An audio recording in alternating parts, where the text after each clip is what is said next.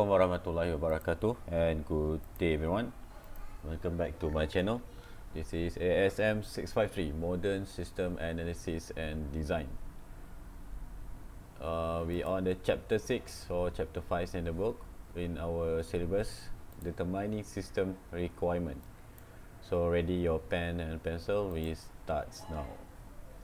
Alright, learning objective is on this one. I think you just read on this 1, 2, 3, 4, 5, 6, 7 objective on this chapter. It's a long chapter, so I'm gonna separate this into two parts, two videos. Okay, as you can see here, we on the second phase was on this analysis. Actually, the system analysis is a part of the system development life cycle in which you determine how the current information system functions and assess what user would like to see in a new system. So analysis has two sub-phases, which is requirement determination and this requirement structuring. So in this chapter, you will learn about determining system requirement. Technique used in requirement determination have evolved over time to become more structured and increasingly rely on computer support. And we will first study the more traditional requirement determination methods, including interview or surveying users in their work environments, and collecting procedures and other written document that has been used in that organization. And also we will then discuss more current method for collecting system requirement, which is the first one is a joint application design. That's why you can see this one JAD here. Next you will read about how you're gonna learn how analysts rely more and more on information system to help them perform analysis. You will see the case tool later on, CASE, which is, I think on chapter 1 I touched on the case. And of course there are prototyping, if you remember, which has become a key tool for some requirement determination efforts. And the last one, you will learn about how requirement analysis continues to be an important part of system analysis and design, whether the approach involves business process redesign, maybe a new agile technique, or focus on developing just for web-based or internet application. Alright, performing requirement determination. Okay. Okay, as stated, or as you can see on this figure 6.1 here, there are two subphases. So we're gonna look one by one on this one. Number one is about the process of determining requirement. Actually, once management has granted permission to pursue development of a new system, which is we have done on the first stage of the planning. So during the requirement determinations, imagine you are now is a system analyst. So you and the other analysts will be gather the information on what the system should do from as many sources as possible. For example, you look on the user on the current system, maybe observing the user, see on their reports, forms and the procedure SOP. And all the system requirements are carefully documented and prepared for structuring later on the second stage of this analysis. Alright, as a good system analyst characteristic, okay, you should follow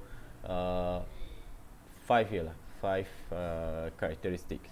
So number one is impertinence.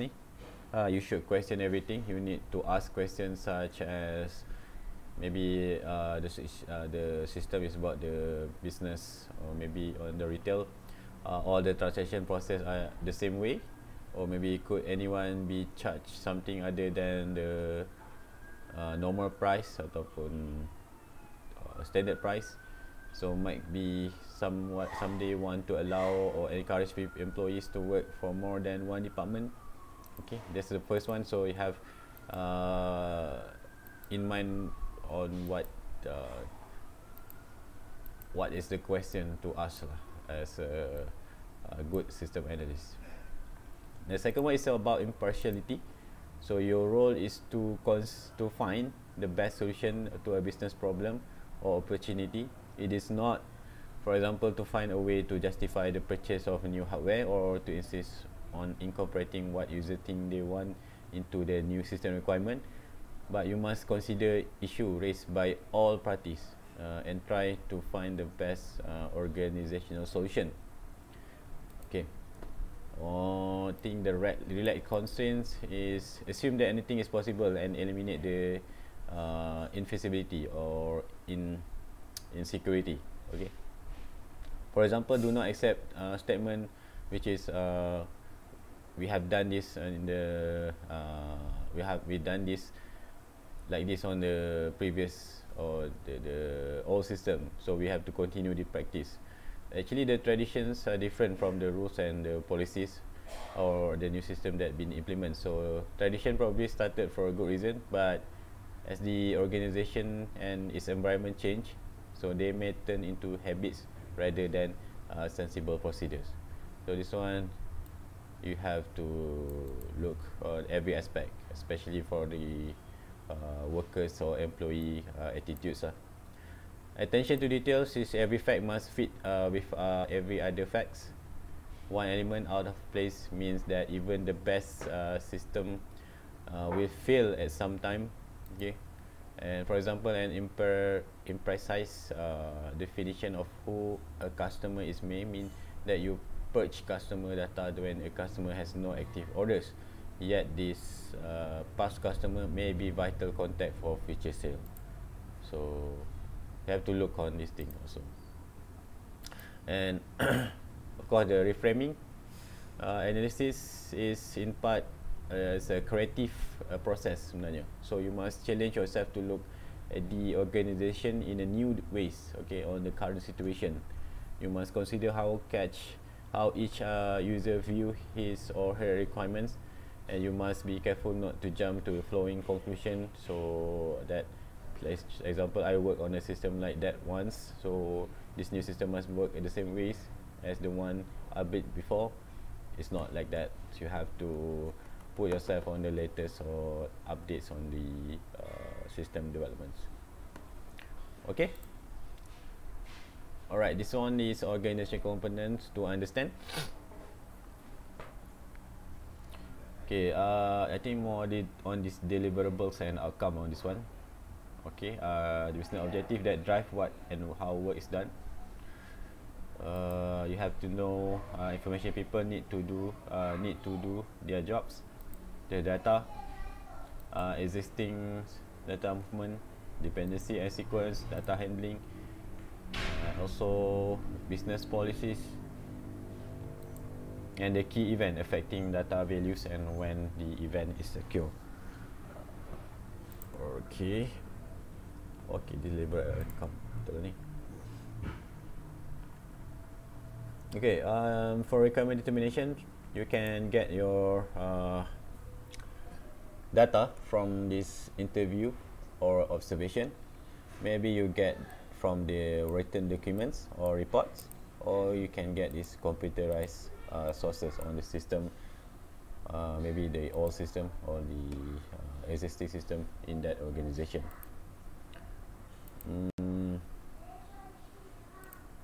Okay, traditional method for determining requirement, which is the same as what it mentioned here.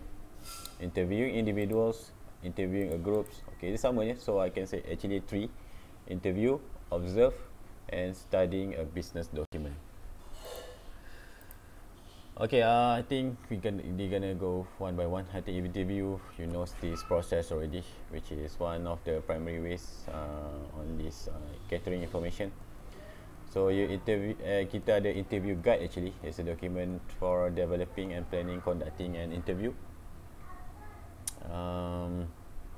Of course, in these guidelines, they have how we want to prepare the interviewee, appointment, make appointment first, what is the main question that will be asked later, and if you have possible, prepare the agenda, checklist, and question that will be asked during the interview. And of course, listen carefully and take notes. Tape record if permitted. Maybe you cannot catch, maybe it's a long interview, you have to record the interview for reviewing your notes or interviewing later. Be natural and seek a diverse view. Okay, this is how you have this interview guide going on. Okay, who you gonna be interview, how long, appointment dates, start dates, end dates. Okay, this is some of the process but you're gonna learn on this one. I think on this maybe research method, you're gonna learn how to interview on this one. Okay, mostly on this qualitative data.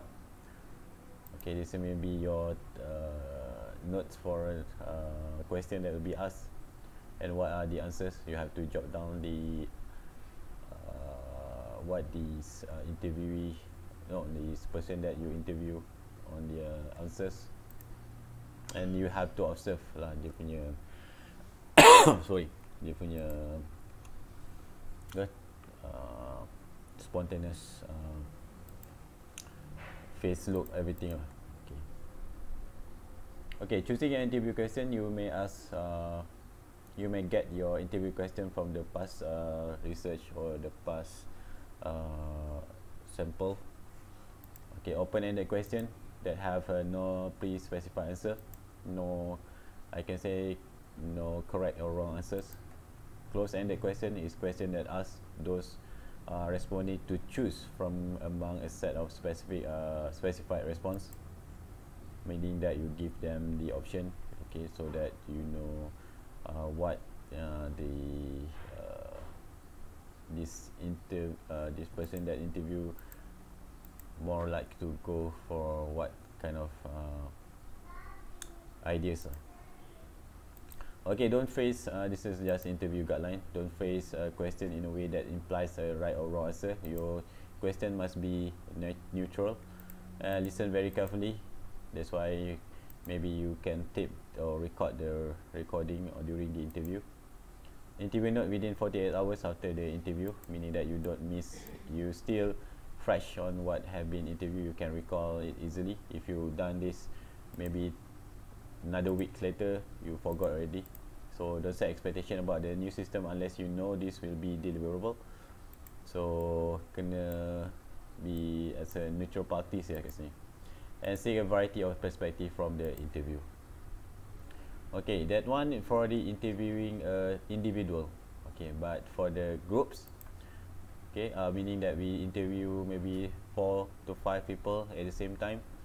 So drawbacks to individual interviews: contradiction and inconsistencies between the interviewees, meaning that different person have a different perspective or different view. They will give a not the same answer, different answers. So follow up the discussion are time consuming. Okay, mostly on the group interview will take longer time to complete, and new interview may reveal new question that require additional interviews with those interviewed earlier. Okay, meaning that from one interview maybe we done the first group, the second group we gonna have additional information on what should be asked and what should not be asked. Okay, interview several key people. Okay, together advantages is more effective use of time, meaning that we can kill 4 or 5 birds in one stone. Okay, can hear agreement and disagreement at once. Okay, and opportunity for synergies. Maybe we can put these people or this group of people to have a same mind or same thought on the issues that's been discussed. But the disadvantage, of course, more difficult to schedule than individual interviews, because okay, mostly people who have, especially the top management here, so they are very busy person in the world, so to get them to sit together at the same time at the same place and to get their time for the interview will be, yes, a tough task actually. Okay, now we got this one, a nominal group technique. facilitate process that support idea generation by group. Process is members come together as a group but initially work separately, and each person writes the idea and facilitator read idea out loud, and they are written on the blackboard or flip chart, and group openly discuss the idea for clarification. Ideas are prioritized, combined, selected, and reduced. So we can use this to common group meeting or as part of the GAD efforts. Okay, aside from this interview, we got the second method to collect the data, which is on this directly observing users. Okay, direct observation is watching user do their job, okay, maybe for a specific amount of time. Especially this one, of course, during the these workers or this person when they are working, okay, used to obtain more first-hand and objective measure of employee interaction with information system. We just see from maybe we can see from the CCTV, or maybe we can see from live, face to face, and it can cause people to change their normal operating behaviors. The problem is when, yes, people mostly will be act differently when they knows that they are being observed, okay, compared to and they not being observed, they will do as what they like to do lah. And the time consuming and limited time to observe is this difficulty on this kind of method. Okay, it's a time consuming. We gonna bukan just one time observation. You have to do maybe 2-3 time observation to confirm the interaction of these employees or these workers to the system. Right, and we have another option on this analyzing procedures and other document analysis, which is look on the report, business document, which can give us a historical and formal view of the system requirement. But mostly I can say that this report is just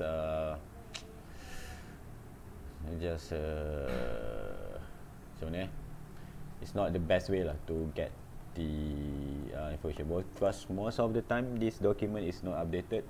It just been made for the purpose of the rules and regulation at the first time of the system is built, but once it has been created, I think what I have experienced that is normally not being touched after the system is run smoothly on the company. Okay, analyzing procedures, there are some of information that you can be extract from this document. The problem with existing system, if that document has been updated, they should be recorded on the incidents on the problem happens to the system. Opportunity to meet a new need, okay, because mostly the document should be clarified on the A to Z function of the system, business process, and so on. Organizational directions, okay, names of the key individual who are responsible or in charge for the system. We can see the value of organization, because on that document must be have objective for these organizational directions.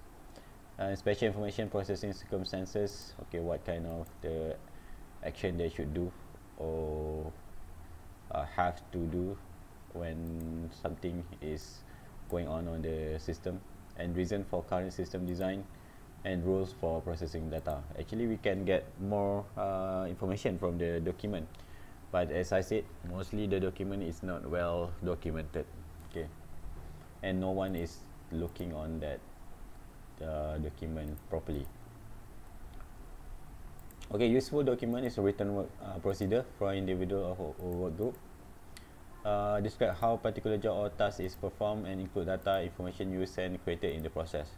Mostly written work procedure will be maybe it's recorded, or it's like a log that has been keyed in every day, so that we can use that information to see that system is aligned with the current business process or not. Okay, this is example of procedures, guide for preparation or invention disclosure. Okay, so the item A, B, C, D, what should be accomplished. Okay, another examples. And when analyzing this procedure document, you may got this kind of problem. May involve a duplication of effort. Maybe you got several version of the document. Maybe you have a missing procedures, okay, which is, as I said, is not documented. Maybe out of date because they just been created once the system has been done, then it's not touched after that, and may contradict information obtained through the interviews. This is the most problem because mostly people will do different from what is stated on the manual. Okay, analyzing procedures and other document. We got the formal system and informal system. On the formal system, the official way a system works as described in organizational document. That's the formal. Informal, the way a system actually works, okay, which is on the interview and observation. Mostly people will do informal system, which is they do on their own way. So on the formal system should be according to the SOP or manual. So another document that can be used is business form, used for all type of business function, explicitly indicate what data flow in and out of the system and data necessary for the system to function, and give a crucial information about the nature of the organization. This one like a log, so day-to-day log. Okay, this is some example on this invoice from Microsoft Excel.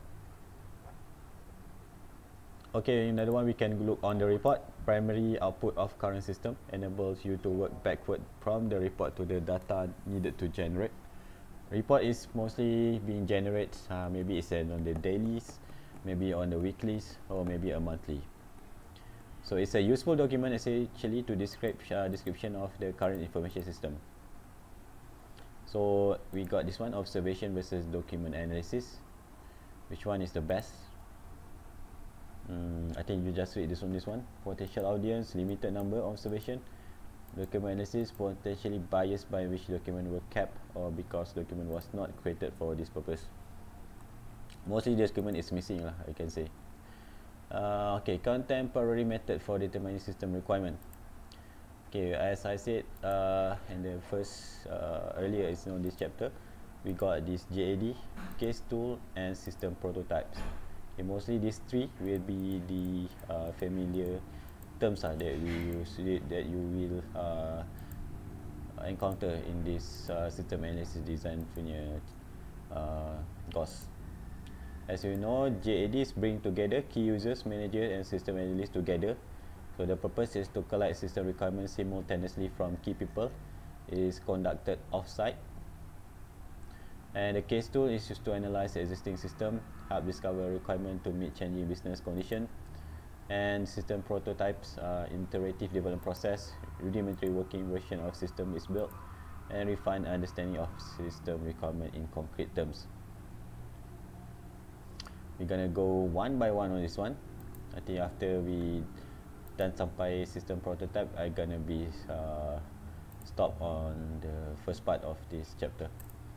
Okay, as you know, JAD, intensive group oriented requirement determination technique. Members meet in isolation for an extended period of time, meaning that they sit together. Highly focused, meaning that they will focus on the objective for the meetings. Resource intensive, you will use everything to complete the job in time. And this one is being started by IBM in 1970s.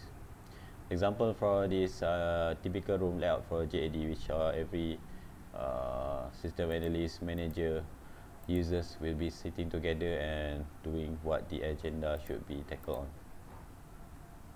Okay, we may have a session leader, user, manager, sponsor, system analyst, a scribe, which is a record session activity, and IS staff.